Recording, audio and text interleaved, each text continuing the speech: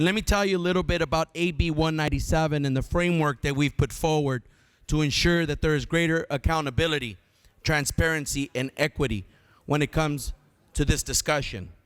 The package, when it comes to transparency, requires ARB to identify the anticipated pollution reductions expected as a result of every rule or regulation adopted to achieve the state's climate targets. The package will also require ARB to disclose how each measure is cost-effective and minimizes the social costs of climate change.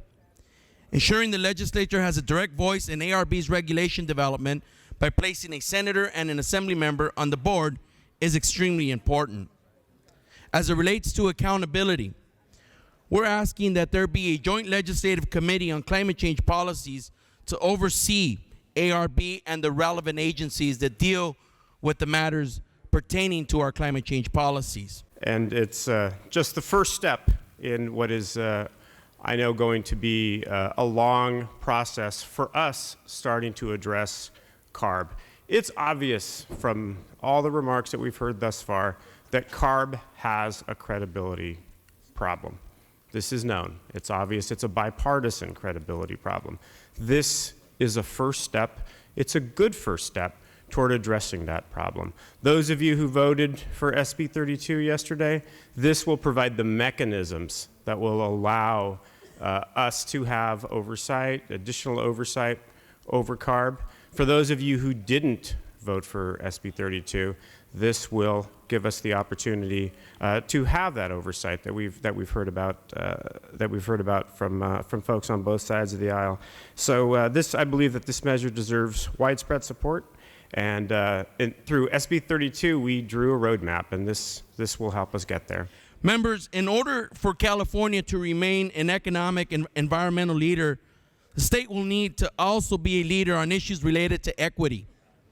Placing the health and economic impacts of climate change policy on vulnerable populations cannot be second, because it will stunt the prosperity of California's economy and our goals to make sure that California has a strong green economy. Members, for the last 60 days, I've gone around and spoke to many of you about this bill. In fact, many of you I've asked to put pen to paper as it relates to how much more oversight and accountability we can put into this bill.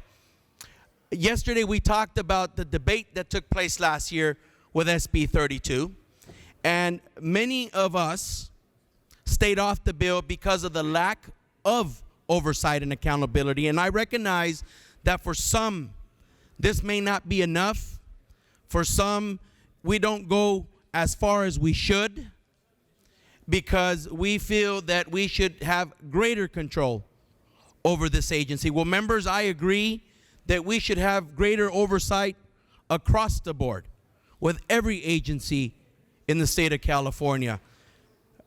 Today, I'm asking that you think about not only last year's debate, but that you think about the three components to our climate change policies moving forward: equity, transparency, and accountability.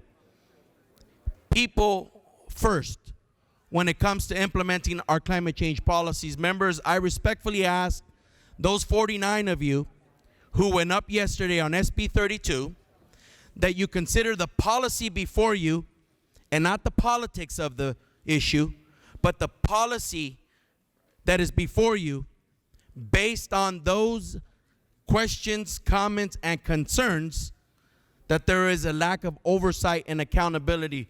I mentioned yesterday that I am committed to this issue because of the disadvantaged community that I represent and that many of you have similar circumstances in your district.